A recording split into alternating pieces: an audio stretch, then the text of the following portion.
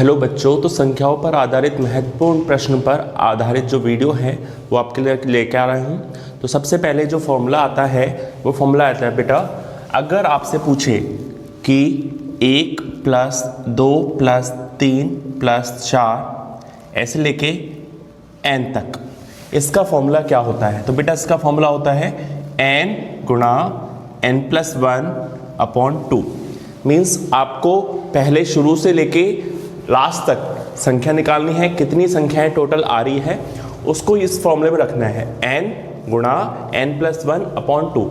अभी आप केवल फॉर्मूले देख लीजिए, उस पर आधारित हम जो क्वेश्चन है वो अलग यहाँ पे देखेंगे, तो आप उसकी चिंता मत करो, आप केवल पहले फॉर्मूला नोट कर लो। अगला क्वेश्चन है बेटा 1² + 2 का वर्ग + 3 का वर्ग + 4 का वर्ग ऐसे चलता रहेगा कहाँ तक, n²। अगर ऐसा कोई फॉर्मूला आपसे पूछे तो फॉर्मूला क्या होता है, n+1 2n+1/6। ठीक है, 1 का वर्ग, 2 का वर्ग, 3 का वर्ग, 4 का वर्ग ऐसे लेके n का वर्ग तक अगर आपसे पूछे तो इसका फॉर्मूला होता है n+1 2n+1/6। अगर क्यूब का पूछे, घन, 1 का घन, 2 का घन, 3 का घन ऐसे लेके n का घन या फिर n का क्यूब, तो फॉर्मूला होता है n+1/2 का पूरे का स्क्वायर या फिर पूरे का वर्ग। तो ये बेटा फॉर्मूला है 1 + 2 + 3 4। ये देखो शुरू की प्राकृत संख्या है। अगर आपसे बोले कि प्रथम 100 प्राकृत संख्या बताइए, प्रथम 50 प्राकृत संख्या बताइए, तो आपको बताया था मैंने प्राकृत संख्या कितनी होती है, 1 से स्टार्ट होती है। तो यहाँ पर 1 2 3 4 5 ऐसे लेके चलता रहेगा, वो कहाँ तक जाएगा, n। इसका फॉर्मूला होगा n+1/2। अगर वर्ग में आ जाता है 1², 2², 3², 4² ऐसे लेके चलता रहेगा, तो क्या फॉर्मूला है n+1 2n+1/6। अगर घन में आ जाए, क्यूब में आ जाए, 1 का क्यूब + 2 का क्यूब + 3 का क्यूब ऐसे लेके n का क्यूब, तो फॉर्मूला क्या है बेटा, n+1/2 का स्क्वायर। ठीक है, देखते हैं हमारा पहला क्वेश्चन। तो बेटा पहला क्वेश्चन क्या है, 1 + 2 + 3 ऐसे लेके 50 तक का योग बताइए। हमने कभी भी फर्स्ट ग्रेड या फिर कोई सी भी गवर्नमेंट एग्जाम का टोटल पेपर दिया है तो क्या हमने ऐसा प्रश्न देखा है क्या? आपने जरूर देखा होगा बेटा प्रश्न। अगर आप पहली बार दे रहे हैं तो आप जरूर से देखने वाले हैं ऐसा प्रश्न। 1 + 2 + 3 ऐसे लेके 50 तक कितना होगा योग। तो बेटा आपको सबसे पहले देखना पड़ेगा कौन सा फॉर्मूला लगेगा। तो बताइए, इसमें तो सीधी नंबर है, यहाँ पे स्क्वायर लगा हुआ है, यहाँ पे क्यूब लगा हुआ है। आप देखिए यहाँ पर कोई भी क्यूब या स्क्वायर लगा हुआ है क्या, क्यूब या स्क्वायर नहीं लग रहा, तो बेटा कौन सा फॉर्मूला लगेगा, फॉर्मूला लगेगा n+1/2। तो आपको देखना पड़ेगा संख्याएं कितनी हैं। तो 1 से स्टार्ट हो रहा है और कंडीशन भी ये है 1 से स्टार्ट होना चाहिए। ये लेके जा रहा है 50 तक, ये लेके जा रहा है 50 तक, लेकिन आपको चेक भी करना है बेटा, 1 के बाद 2 ही आना चाहिए, 2 के बाद 3 ही आना चाहिए। ऐसे नहीं कि 1 + 3 + 5 कुछ भी आ जाए और हम ये वाला फॉर्मूला लगा के आ जाएंगे, नहीं। तो आपको 1 से लेके 50 तक का टोटल लगाना है। तो यहाँ पर n बराबर कितना हो गया, n बराबर हो गया 50। लगाइए फॉर्मूले में n+1/2, यहाँ पे रखा 50। अब 50 में 1 जोड़ना है, बताइए 50 में मुझे 1 जोड़ना है /2। जब मैं 50 में 1 जोड़ दूंगा तो कितना हो जाएगा, 51। देखिए कुछ कैंसिल आउट हो रहा है क्या, 51 और 50 में से 2 का डिवाइड जा रहा है क्या। जब 2 का डिवाइड जाएगा तो देखो कितना हो जाएगा, ये हो जाएगा 2 से 50 गया 25, 25 को जब 51 से गुणा कर देंगे तो कितना आएगा, 1275। 1 2 7 5 आप गुणा करके देख सकते हैं, नोट करें बेटा। अब बढ़ते हैं दूसरे क्वेश्चन की तरफ। सेकंड क्वेश्चन कहता है कि प्रथम 100 प्राकृत संख्याओं का योग बताइए। प्रथम 100 प्राकृत संख्याओं का योग क्या होगा। तो आपको सबसे पहले यहाँ पर कंसेप्ट पता होना चाहिए कि प्राकृत संख्या क्या होती है। इसीलिए मैंने प्राकृत संख्या पे जोर दिया था कि प्राकृत संख्या क्या होती है। माना कि मैंने बहुत जल्दी लिया था, लेकिन आपको पहले से आता है प्राकृत संख्या कहाँ होती है, 1 से स्टार्ट होती है। 1 2 3 ऐसे लेके कहाँ तक, 100 तक, क्योंकि उसने क्या बोला है, प्रथम 100, प्रथम 100। अब बताइए इसमें कौन सा फॉर्मूला लगेगा, पहला, दूसरा या फिर तीसरा। दूसरे में तो स्क्वायर लग रहा है, तीसरे में क्यूब लग रहा है, तो पहला ही फॉर्मूला लगेगा। टोटल हो गया 100, तो n की वैल्यू हो गई 100, n का मान हो गया 100। लगाओ फॉर्मूले में 100, 100 प्लस 1 अपॉन 2। 100 प्लस 1 करूंगा तो कितना हो जाएगा, 101 अपॉन 2। जब 2 का 100 में भाग दूंगा तो कितना हो जाएगा बेटा, 50।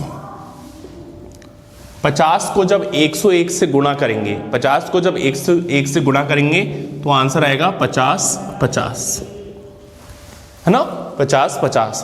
तो बेटा ऐसा मत कर देना प्रथम 100 प्राकृत संख्याओं का सर ने बताया है 50 50, तो हम अगर क्वेश्चन आता है प्रथम 50 प्राकृत संख्याओं का योग बताओ, तो आप आधा कर दो, 50 का 25 कर दो, 25 25। नहीं, आपको बिल्कुल फॉर्मूले में लगा के देखना है। जैसे हमने 1 से लेके 50 तक लगाया तो कितना आया, 1 2 7 5। अगर आप 25 25 लगा के आ गए तो बहुत भयंकर गड़बड़ हो जाएगी। ठीक है, देखते हैं थर्ड क्वेश्चन। थर्ड क्वेश्चन क्या है बेटा, थर्ड है 101 प्लस 102 103 ऐसे लेकर 120 तक। तो यहां पर कंसेप्ट की खिड़की खुलती है ना। कई बार क्या होता है, आप बच्चे फॉर्मूले पढ़ के चल जाते हो कि 1 से लेके 100 तक का फॉर्मूला या फिर 1 से लेके n तक का फॉर्मूला होता है n+1 अपॉन 2। अब यहां पे स्टार्ट हो जाता है 101 से, और आप एग्जाम में बैठ जाते हो कि सर ने तो 1 से बताया था, 101 से तो बताया ही नहीं, अब क्या करें। तो बेटा ऐसे क्वेश्चन हम देखते हैं 101 वाला कैसे करना है, 101 वाला कैसे करना है। तो बेटा 101 से तो कोई भी फॉर्मूला नहीं है, हमारे पास जो फॉर्मूला है वो फॉर्मूला है 1 से लेके 120 तक का। तो मैं क्या करूं, मैं लगाता हूं कंडीशन यहां पे कि 1 + 2 + 3 ऐसे लेके 120 तक का फॉर्मूला लगा देता हूं। 1 से लेके 120 तक का फॉर्मूला लगा देता हूं। यहां पर क्या आ जाएगी, 1 से लेके 120 आ जाएगा। लेकिन मुझे 1 से लेके 100 तक तो चाहिए ही नहीं, मुझे 1 से लेके 100 तक तो चाहिए ही नहीं, मुझे क्या चाहिए, 101 से स्टार्ट होना चाहिए। तो उसमें से मैं 1 से लेकर कितना, 100 तक जो संख्या आएगी उसको मैं माइनस कर दूंगा। क्या कहा मैंने शुरू में 1 से लेकर 120 तक, जहां तक जा रहा है ना वहां तक निकाल दिया। उसके बाद मुझे चाहिए था 1 से लेकर 100 तक, चाहिए ही नहीं था, तो मैंने जो 1 से लेकर 100 तक का जोड़ा था ना उसको मैंने क्या कर दिया, माइनस। अब 1 से लेकर 120 तक का फॉर्मूला है मेरे पास n+1 अपॉन 2। तो यहां पर n की वैल्यू है 120 प्लस 1 बटा 2 माइनस 1 से लेकर 100 प्लस 1 बटा 2। बेटा पता है ना आपको कौन सा फॉर्मूला लग रहा है, n+1 अपॉन 2। ठीक है, ये हो गया 121 बटा 2 माइनस, और बेटा 100 वाला तो अपन ने अभी सॉल्व किया है तो इसको करने की जरूरत नहीं है, ये हो जाएगा 50 50। अगर आपको नहीं आता है तो आप सॉल्व कर सकते हैं इसको, लेकिन हमने अभी अभी किया है इसलिए बार बार में सॉल्व करने की जरूरत नहीं है।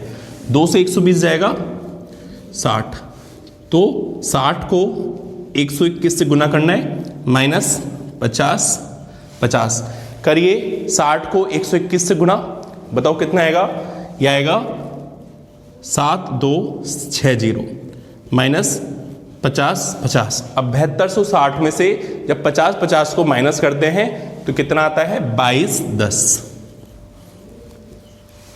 समझ में आया बेटा?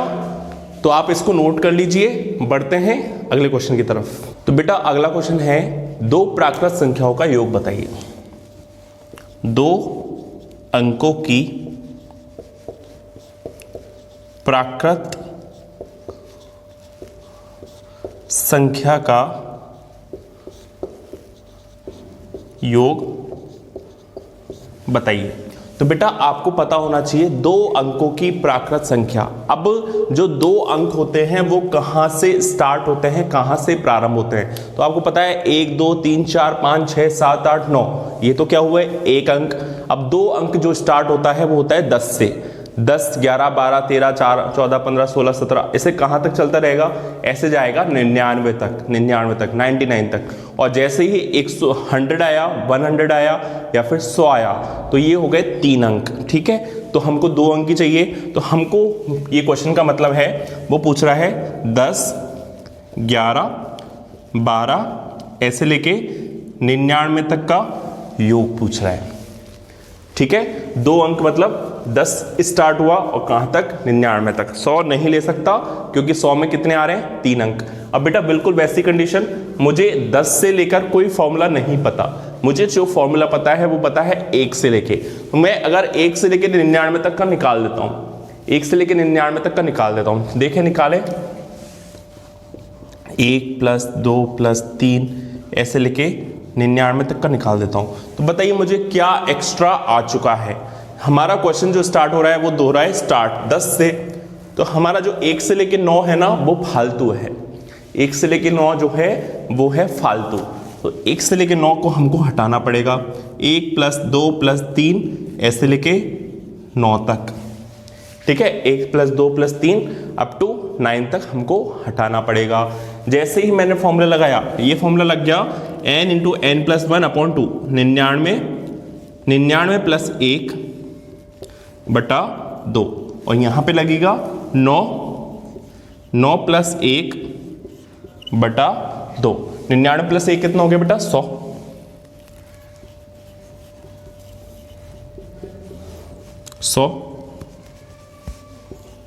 अब जब 100 का भाग दूंगा 2 में, 2 का भाग दूंगा 100 में, तो ये आएगा 50।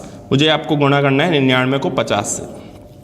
यहां पे देखते हैं जब तक 9, ये हो गया 10 बटा 2, 2 से इसको दिया 5, 9.95 जा 45 या फिर 9 पंजो 45। आप करिए 99 को 50 से गुणा, 99 को 50 से गुणा, ये आ जाएगा बेटा 4950। 4950 माइनस 45,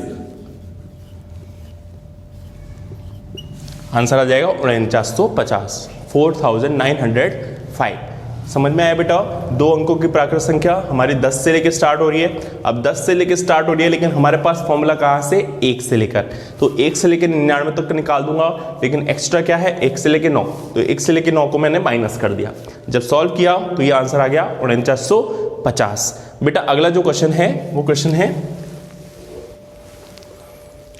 1 का क्यूब, 2 का क्यूब, 3 का क्यूब ऐसे लेकर हमको निकालना है 20 का क्यूब। तो अभी तक तो एक ही फॉर्मूला लग रहा था n + 1/2, लेकिन यहां पर मुझे फॉर्मूला वापस पूछना पड़ेगा कि कौन सा फॉर्मूला लगेगा। बताइए, यहां पर तो सीधा सीधा नंबर है n तक, यहां पे 1 का स्क्वायर, 2 का स्क्वायर, क्या 2 स्क्वायर है क्या, वर्ग है क्या, नहीं। यहां पे क्यूब है, घन है, तो घन वाला फॉर्मूला लगेगा। फॉर्मूला क्या है, n + 1/2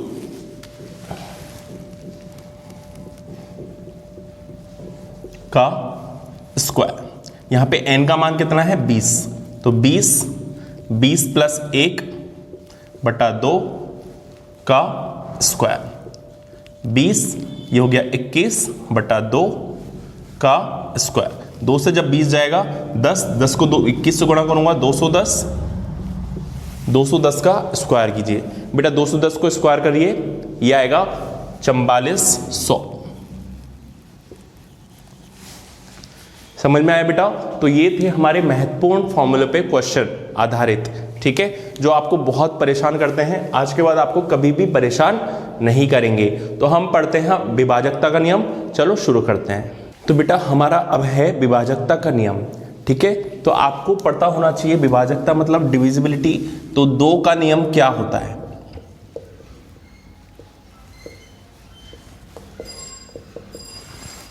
पता है आपको? 2 का नियम क्या होता है? किसी भी संख्या में मैं बोलूं कि 2 का भाग जाएगा या नहीं जाएगा, इसके लिए कंडीशन क्या है बेटा, उसका जो इकाई का अंक है वो क्या होना चाहिए, इकाई का अंक, इकाई का अंक 0, 2, 4, 6, 8 होना चाहिए। 0, 2, 4, 6, 8 होना चाहिए, है ना। जैसे मान लो मैं आपको अगर उदाहरण दूं, तो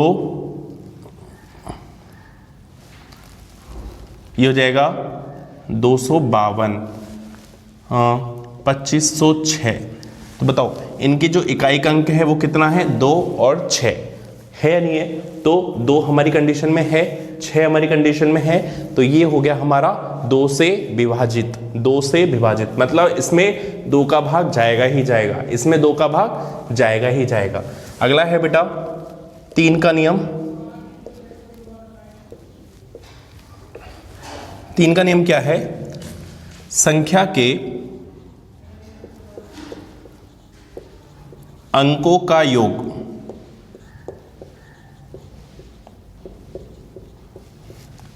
तीन से विभाजित होना चाहिए। क्या मतलब? जैसे मान लो अगर मैंने बोल दिया 1 2 3 4, 1 2 3 4 आप संख्या है। अगर मैं आपसे पूछूं कि ये संख्या 3 से विभाजित है या नहीं है, तो आपको क्या करना है? 3 का भाग नहीं देके देखना, आपको क्या करना है? इन संख्याओं का योग करके देख लेना है। 1 + 2 + 3 + 4, 1 और 2 3, 3 और 3 6, 6 और 4 10। आपका जो पूरा फोकस होगा वो 10 पर। तो 10 में 3 का भाग जाता है क्या? तो 3 का भाग नहीं जाता, तो हम बोल देंगे 3 से विभाजित नहीं। अगर मैं आपसे बोलूं 2 4 3, 2 4 3, क्या 3 का भाग जा रहा है? तो आपको बेटा 3 का भाग नहीं देना, आपको इनका योग करके देखना है। 2 + 4 + 3, 2 और 4 6, 6 और 3 9। 9 में 3 का भाग जाता है क्या? आता है ना, 3 3 9, तो ये 3 से हो जाएगा विभाजित।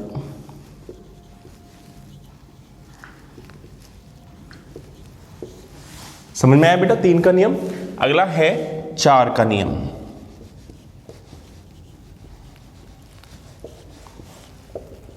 4 का नियम क्या है? अगर इकाई और दहाई का अंक जो है वो 4 से विभाजित है, तो हम क्या बोलेंगे? पूरे नंबर में 4 का भाग जा रहा है। जैसे मान लो मैंने लिखा 9 8 7 6 2 4, ठीक है, और मैंने पूछा कि इसमें क्या 4 का भाग जा रहा है, तो आपको पूरे नंबर्स को नहीं देखना, आपको बस लास्ट के जो 2 नंबर है ना उसमें देना है। 24 में क्या 4 का भाग जाता है? 24 में 4 का भाग जाता है, तो हम क्या बोलेंगे? 4 से विभाजित। 4 से विभाजित, ठीक है। तो इसका नियम क्या है? अंतिम 2 अंक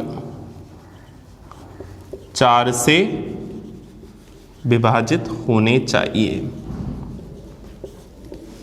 ठीक है बच्चों। अगला है 5 का नियम।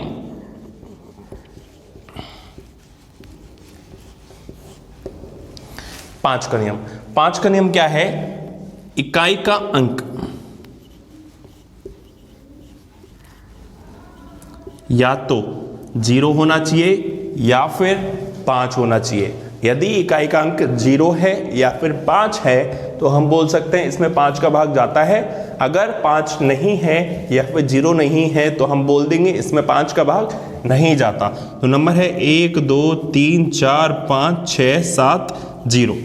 बताओ इसमें 5 का भाग जाता है क्या? तो आपको बेटा सब में 5 का भाग देने की जरूरत नहीं है, आपको ये देखना है इकाई का अंक कितना है? 0। 0 या 5 होना चाहिए, तो क्या बोलेंगे? 5 से विभाजित।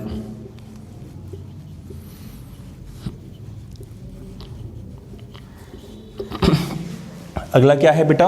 6 का नियम। 6 का नियम में क्या है? यदि संख्या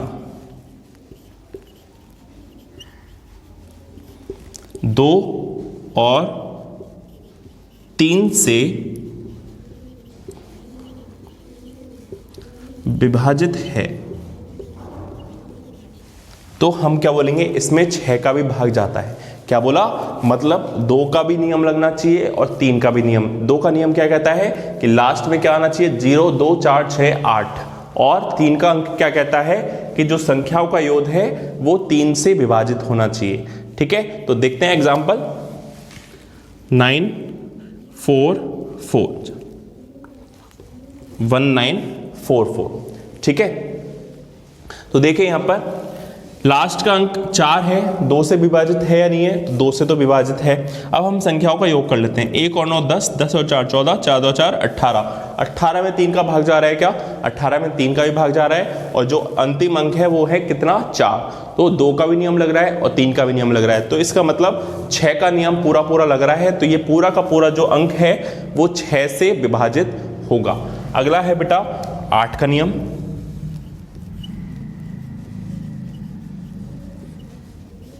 8 का नियम क्या कहता है? अंतिम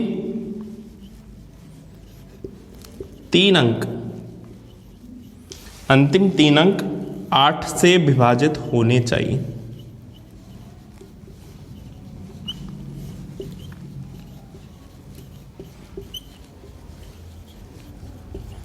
ठीक है, जो अंतिम 8 अंक है, जैसे 4 का नियम था तो लास्ट के दो डिजिट जो थी, 2 अंक जो थे उनमें 4 का भाग लगता था, लेकिन 8 के नियम में क्या है? अंतिम 3, यहाँ पे 3 अंक लेने पड़ेंगे।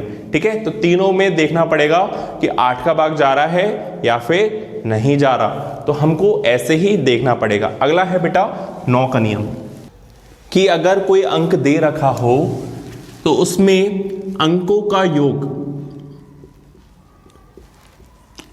का योग 9 से विभाजित होना चाहिए।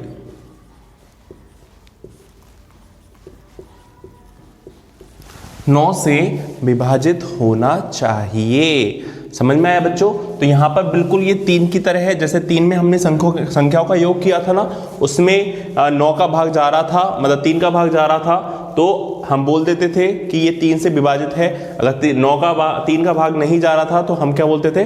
3 से विभाजित नहीं है। लेकिन इसमें क्या बोलेंगे? 9 से विभाजित होना चाहिए। जैसे मान लो यही नंबर लेता हूं मैं 243। ठीक है, अगर मुझे पहचानना है कि ये 9 का भाग जाता है या फिर नहीं जाता, तो आपको क्या करना पड़ेगा?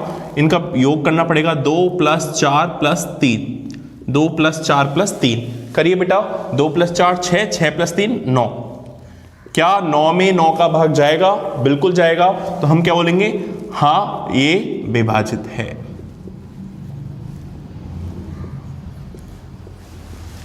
ठीक है बेटा, तो ये तो हो गए हमारे नियम, लेकिन यहां पर आपके 3 इंपॉर्टेंट सूत्र हैं, 3 इंपॉर्टेंट नोट करने वाली चीज है, उनको आप नोट कर लीजिए, बहुत ज्यादा काम आने वाली है। तो पहला नियम क्या है? यदि आपको दे रखा हो a⁴n + b⁴n और n क्या है? विषम। n क्या है? विषम। आपसे पूछेगा कि a⁴n + b⁴n किससे विभाजित है, तो आप क्या बोलेंगे? ये हमेशा a + b से विभाजित है। a + b से विभाजित है। जैसे मान लो मैंने पूछा 7⁻11 + 9⁻11, 7⁻11 + 9⁻11। अब आपको बेटा कोई नहीं बोलेगा कि यहाँ पे n विषम है या फिर सम है, तो मैंने विषम संख्या पढ़ा रखी है ना आपको। बताओ 11 जो है वो विषम है या फिर सम है? 11 है विषम। तो आपको यहाँ पर a + b, a क्या है हमारा 7 और b क्या है हमारा 9, तो 7 + 9, 7 + 9 मतलब 16 से विभाजित होगा। 16 से हमेशा विभाजित होगा। तो ये बेटा एक इंपॉर्टेंट फॉर्मूला है। a⁴n + b⁴n किससे विभाजित होगा? a⁴n + b⁴n। अगर n विषम है तो किससे होगा? a + b से। अगर a⁴n - b⁴n आ जाए, यहां पर n विषम हो, n क्या हो? विषम, तो ये हमेशा a - b से विभाजित होगा।